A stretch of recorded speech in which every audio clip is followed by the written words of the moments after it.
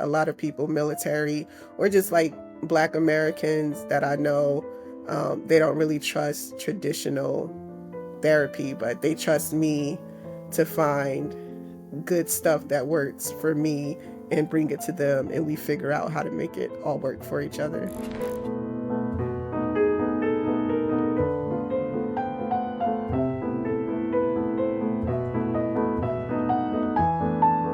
Well, welcome. It's great to see you. Great to be here. If we could start just by sharing anything that you'd like to about your identity, who you are, with anybody watching.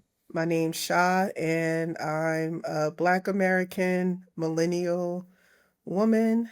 I am a Marine Corps veteran and the youngest of 9 kids. So, Marine Corps veteran, and somehow you found your way into this field. Can you tell me how you got here? Yes, so originally I've always been interested in social work. So I joined the Marine Corps in order to go to college and study psychology.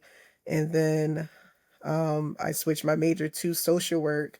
And because I was a Marine Corps veteran, a lot of my practice revolved around facilitating groups for military caregivers and families. And that led me into the relationship space because a lot of military relationships are very strained.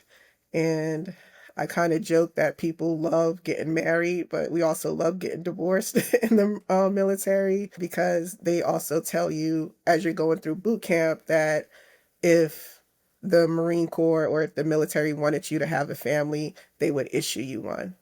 So a lot of that relational strain happens to different people. And so I was just sort of referred to work with a population that I have experience with. And I also had experience being married and divorced while I was in service. So just helping people make those different transitions and protect their couple bubble, as I like to say, was really how I got into RLT work because traditional therapy, to me, it wasn't as honest as needed to be when working with military people who have that directive of like putting your family and everything on a back burner for the sake of the mission.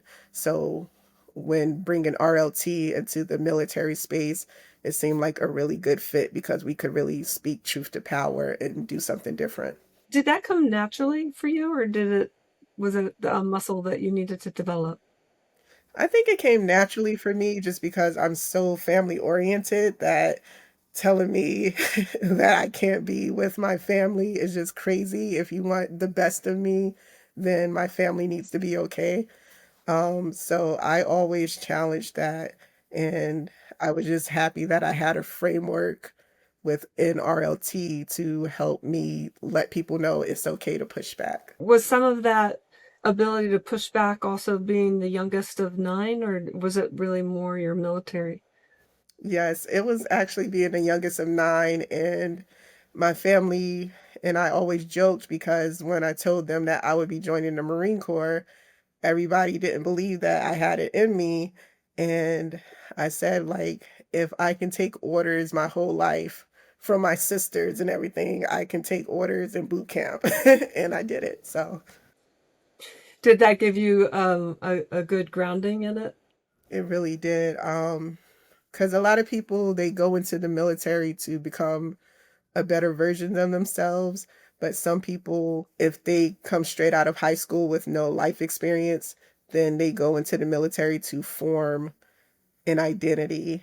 And so for me, I already had an identity and I already knew where I wanted to go after my military service.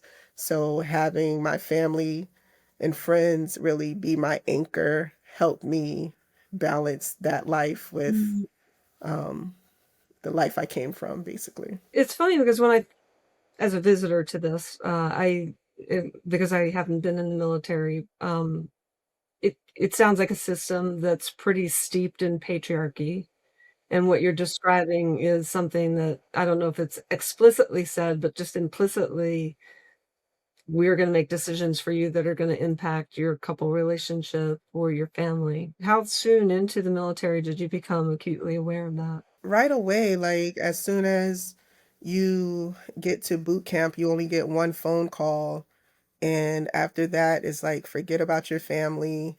I know we used to get briefings in Afghanistan, and it would be sort of a joke, but they would say, like, make your last phone call, smoke your last cigarette. Like, that's when you think about your family. Like, just whenever you're saying goodbye to them, they really teach you how to disconnect from your family in so many ways, but they don't really teach you how to just reinforce that connection in spite of everything that's going on.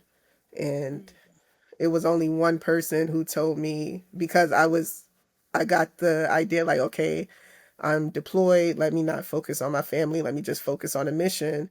But luckily, it was one staff sergeant who said, he asked me, he said, hey, this is your first deployment. He was like, call your family. This is their first deployment too. The military is also still today, I'm assuming, predominantly men. I'm curious, as a female and as a Black American woman, what was that military experience like for you, maybe uniquely? Well, I tell people that my experience was bittersweet, and that's a really light way of putting it. And I tell them to imagine being surrounded by races and sexes who will die for you. So it's like a real mind Yeah. huckling experience. But with the help of family, I made it out. I really don't think I could have done it without having a solid foundation.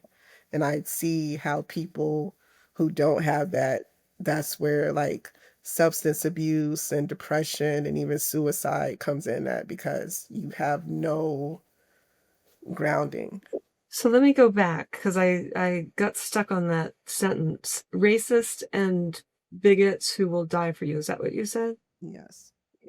That does sound like such a holding both of those and trusting that they're going to protect you as a human while also having these beliefs that you're hearing in the background. Did you ever have anybody to share that experience with or say that out loud to, or was that just sort of something that you kept underneath? I mostly kept it underneath. And again, like, it was a culture of not speaking truth to power. So other Black troops would understand it. And sometimes, like when they saw me about to lose it or go Brooklyn mode, there would be a sergeant or a staff sergeant who was like, let me get her, let me talk to her. And they would be able to tell me, hey, you're not crazy, but it is what it is. And you're going to have to find a way to be okay. So it was a lot of everybody holding multiple truths, but you're the crazy one if you actually speak the truth. And one of the things where I first noticed that was like they put adjustment disorder like on my military record, because I was a failure to adapt to the culture because I was the one speaking truth to power. And so now I have to worry about being an angry Black woman, or just Right. being so sensitive you can't really handle being a Marine. Instead of the system is disordered, we'll peg it on the individual who doesn't comply with or isn't complicit or isn't willing to stay in that one down position. Yes. That's a heavy lift. Mm-hmm. When you think about the families and couples and individuals in the military who you now work with, how do you support that, knowing that you probably are not the only one who has experienced that whole duality of messages? I asked them what their experience is, and I share a little bit about mine. So I'll say, oh, when we were going in, they didn't really want you to have a family. Is it still the same? How's your unit? Um, there's a position called the FRO, the Family Readiness Officer. So I'll ask them, like, have you spoken to your FRO? Like, are they helpful?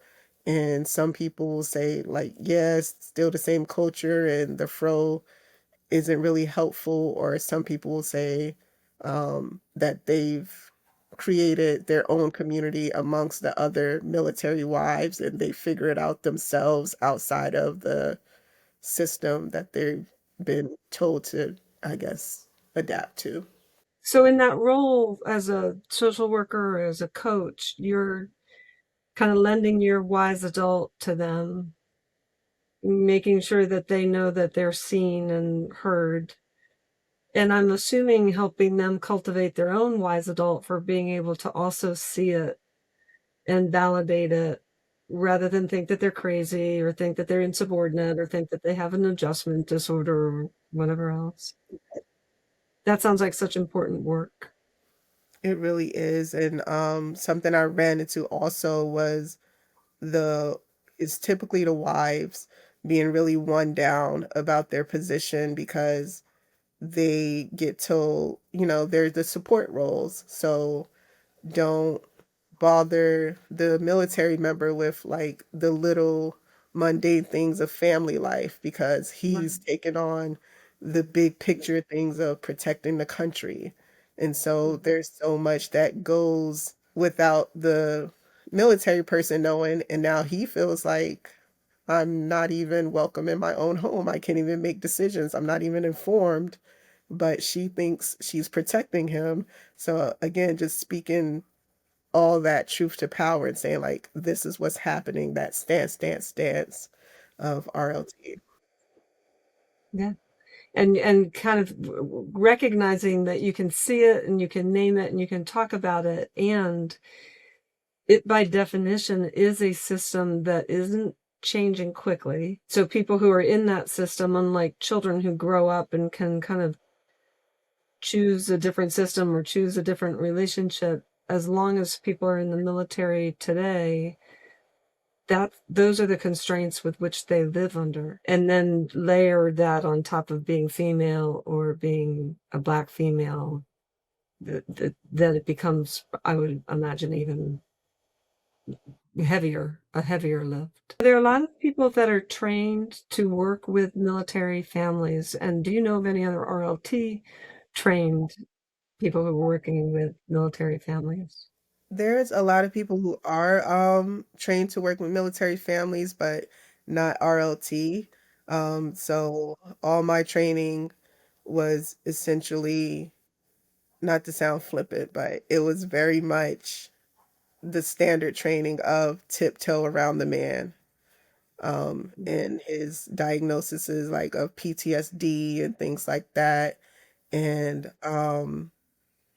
a lot of the times it was like helping the families cope with the fact that they were giving their power away to a bigger system. So it was not RLT based at all.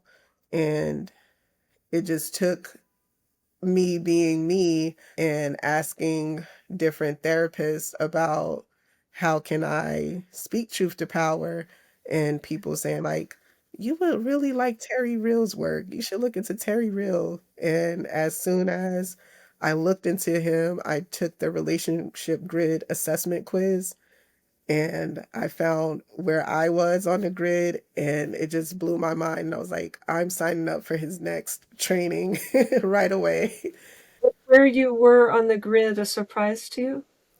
It wasn't. I was one up in boundaryless, and I was in at that time. I could tell that that was part of my military training, but also just my training as a woman to like do everything I can to keep the relationship alive. But the military in general is like a very one up culture. So I tell people like I'm a Marine and I'm from Brooklyn. So like me being one up is not a surprise. Me loving people who are one up is not a surprise. Me working with people who are one up is not a surprise. And so seeing how Terry also does it, a lot of people were like, yeah, this is your this is your tribe and we would love to have you teach us these things because a lot of people, military or just like Black Americans that I know, they don't really trust traditional therapy, but they trust me to find good stuff that works for me and bring it to them, and we figure out how to make it all work for each other. Do you have your own mentors in that way? Bringing your Yes. own identity into your work? Yeah, so my very first mentor, I would say, is my sister. She's a social worker, and she's more of the like hand, she will always say like, I don't really care what's going on with them internally or what happened in their childhood. I just want to make sure you got food and your kids got clothes and you're not beating on nobody. Like she's very that kind of social worker. Whereas me, I'm like, I don't want to do home visits. I don't like, too much getting too much into the nitty gritty of their everyday life, but I do want to help people figure out how to just be nicer and kinder and, yeah, more connected.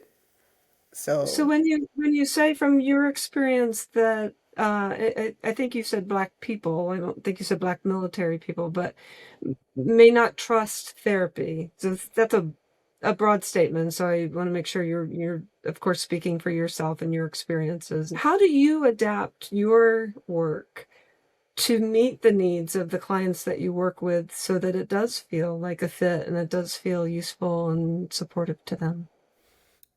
yeah, so I mostly, when I say black people, I'm really talking about like specifically my family and my community and the people I work with. And a lot of the times I tell people they don't even realize when something is therapy just because of my natural uh personality. I know how to integrate things without so it's like unless you're actually trained in these modalities, you won't know that I'm doing RLT, or you won't know that I'm doing narrative therapy and things like that. And a lot of people, they tend to be really open to group therapy and group sessions because, again, it doesn't feel like that one on one deep thing. And they can see that, hey, this isn't a personal problem. You're not wrong for feeling the way you feel. This is something we're all trying to work on. And then when I'm able to give my personal experience and then say, also, according to the research, this is what's helpful, they're more attuned to it. And I think having like book discussions is really helpful. So pulling out quotes and questions from Terry's work or somewhere else really helps have those conversations for me. I love that. So you're aware of the importance of adapting the work and pretty organically, maybe based on your own experiences of what's helpful to you or what feels supportive to you. How would you suggest somebody who is not a Black American woman working in the military or a Black American woman working in a culture with Black Americans that you work with, what kind of suggestions or thoughts would you have about adapting RLT in a way that's more fitting? Anything? I would say use whatever language the person is using because a lot of the times we want to share our therapy language, but it just doesn't translate. So if you can use whatever language they're using and then introduce a term that you think is similar. So in terms of like narcissism, I noticed that Terry and Catherine Woodward Thomas, who I also got trained by, they'll say like difficult personalities or grandiosity or one up. That's more accessible to some people than a diagnosis. So not getting stuck on our concepts and terms as we might use them and adapt them, which makes complete sense Yeah. all the time. Just knowing that you are essentially a stranger. So I would say like I come from a perspective of being like a distant relative where it's like we're all connected, but I still don't know you and I'm still curious about how you want to interact with me. And so just welcoming the hesitation and the questioning and not being so eager to build that therapeutic rapport that you're now forcing a connection that's not really there, that can only be built over time. Do you make those questions explicit, or is it more the energy that you put in the room that says, "I'm not in a rush here," and let you know, kind of making space for those questions to arise? I think it's both. So my energy precedes me, I think, and then when I feel like, oh, and I learned this from RLT training, where I feel like I'm missing something. I think like, did I gather all the data that I needed to gather? So that's when I'll just stop and like literally say like, wait a minute, wait a minute, wait a minute. So let's go back and who are you again? And what do you want me to know about this specific issue and what that miracle question, like, what do you want to get out of this? Because that determines everything else. And so not being afraid to stop and restart in those moments. So many people uh, can rush over the data gathering to get to the next thing, and it's such an essential piece to really understand somebody, but also to for them to feel like you got it, that you're not just spouting off, but that you actually do see them when you start to join through the truth with them or reconnect. Yeah. How about when you're working with military families? Because I'm assuming you have some shorthand because you were a Marine in the military. For a non-military therapist or practitioner, do you have any ideas about how to join with those couples when you're working with them in RLT? Curiosity is always gonna be the cheat code to joining in. And so curiosity about who they are, what they want, but also how do they want you to join in? Because some people want you to join in as just a witness. So again, like, no, you're not crazy.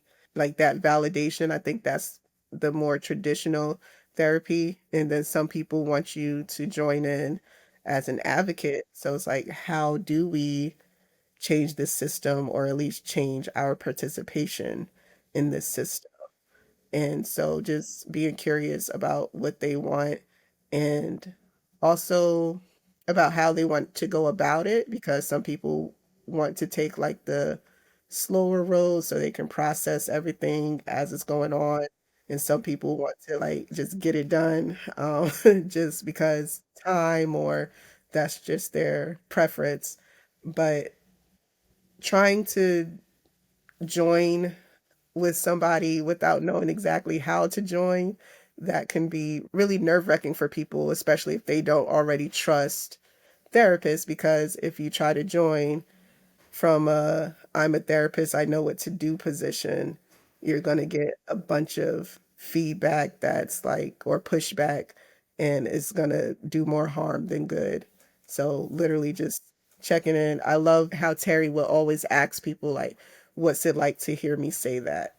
That's such a great, again, Right, curiosity. never getting How is this falling on you? Yeah, yeah, it's never getting too far ahead of the person, so you're checking in regularly to make sure that you didn't lose them 5 steps back. right. I'm assuming that if you work with a couple in the military who both see it and they find it helpful for you to say, "Yeah, you're right, that's crazy," and they say, "Yes, this is crazy," and then they kinda externalize the problem to be the system itself, that that's probably easier than if you have one person saying, "This isn't fair, and this is crazy, I don't like this," and the other person is totally aligned with the kind of military stance. Do you work with couples like that where there's sort of mixed agenda around how they even see the problem? Yeah, I would say that's most couples, and a lot of the times it's the mentality of like, you know what you signed up for, so now you don't get to complain. So just working with that, and also I love the directionality piece of it. So it's like, okay, we know you're over here, so what would it take you to move a little bit closer to where your partner is, or like for both of you to move where the center of health is, because no matter what, when we take these fixed positions and the more we feel unheard or misunderstood, the more we like stand in our position. And so just letting people know, okay, if you take this fixed position, you're going to create a deeper wedge between you two. So, what does it take to come together? Even if you don't fully agree, how can you stay together? And I like to, especially when I see people like so rigid, I like to just ask, like, do you want to be together or do you want to just put your hands up and say, forget everything, burn it all? And once I present that, like again, truth to power, they're like, wait, we don't want to go that far. So it's like, okay, let's do something different. So, assuming that, let's say they know they're in the military for another 5 years and their hope is to stay together, then you're absolutely right. It's in their enlightened self-interest to see if they can both kind of come part way in, and the little moves, even when you can't change the system, could be helpful. For instance, if one person says, "This is so hard, I don't like our life being dictated by somebody other than us," even for that the other partner to say, "Yeah, that's hard. I know that it can be stressful," would be so much more of a center of health position than to say, "Well, you signed up for it, so this is what we get." So you're asking people to kind of come into the middle in a beautiful way. Yes. This is really helpful because I think so many of us either don't work with the military very often or so rarely that we don't really become practiced at just how the culture itself has some characteristics to it that they're working within, even when we're in a model that's challenging patriarchy, their model that they live in is patriarchal by definition. Can you think of anything else that you feel like is important that you'd like to share that comes up for you as your ideas about your own practice in RLT, or anything that you think would be helpful for others to learn? I think it would be helpful for people to learn more about blended families because that's the norm now, and about people who are choosing to be child free. One of the biases that tends to come up with me, especially with people with families and who just really uphold the traditional standard, they'll say like, well, you don't have kids or you didn't come from a two-parent home. How could you possibly help us? And so just knowing that two-parent homes are not the norm, and even if they were the norm, that's not the only way to create a good child or like a happy, healthy adult. Like it takes a happy, healthy adult to raise a happy, healthy adult. And just going from that perspective and really building with community, whether that's the people at your job or the people in your family or the people in your friend group. A lot of the times, people use social media, and that's a whole other thing. So again, knowing where to get your information from, because just because someone's saying they're a traditional family values person, that doesn't mean they know how to be a healthy person, because a lot of the traditional families were just like not really great in terms of equality and respect and relationality. So I tell people, don't take advice about love and relationships from people who clearly don't like other people. And a lot of the times it be just people arguing about why one gender or one population is bad instead of people arguing for the self-development needed to be more relational. And so though Um, that would be the biggest thing I would yeah, tell that's people. beautifully said. Is there anything else that you'd like to share, Sean? Um, Um, just the quote I always share with people, my personal mantra is life is a group project and the assignment is love. That's the energy you come in with. And it's the energy I remember when we were working together, just the uh people, whole people, and kind of being open to that, and your background, it has a lot to it that offers you a wide lens of how you look at all these things, and I so appreciate your perspective and what you have to add, and what I'm assuming you'll continue to add as RLT grows, because this is a niche area that I haven't really heard a whole lot about, so I appreciate you becoming sort of one of our RLT thought leaders in that way. Thank you, and I appreciate RLT just for existing so that, these thoughts and ideas can be nurtured and not just shut down because my whole life I've been told I was crazy. So, I'm just really happy to be part of this revolution. Well, you have so much to say, you're not crazy, and, I've known for a long time that you were somebody that I wanted to talk to your experiences, so thank you so much for your generosity of time and wisdom and your experiences. Thanks so much.